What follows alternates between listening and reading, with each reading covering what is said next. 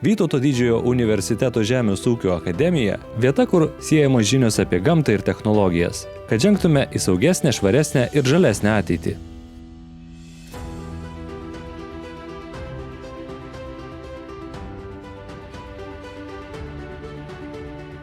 Čia tvarumo idėjų įkvėpta bendruomenė atranda galimybes gerinti pasaulį praktiškai, prasmingai ir inovatyviai. Akademija nuolat palaiko ryšius ir su verslu, ir su mokslo institutais visose žemynuose.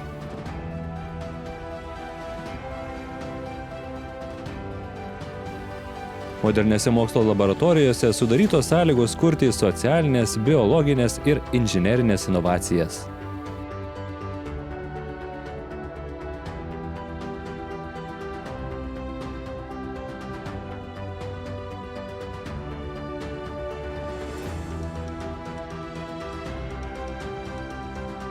Prioritetinės mokslo ir tyrimų kryptys Žemės ūkio akademijoje – bioekonomika, biosistemų inžinerija, agro, miško ir vandens ekosistemų tvarumas, klimato kaitos poveikis.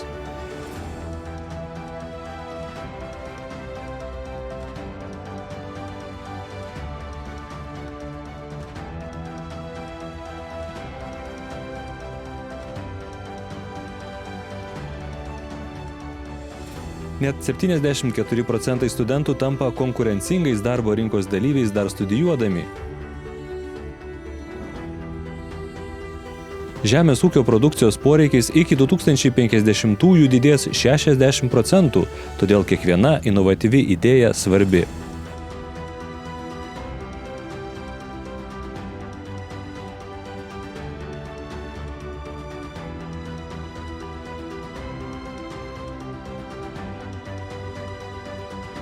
Vytauto didžiojo universiteto Žemės ūkio akademija – mylintiems gamtą ir technologijas.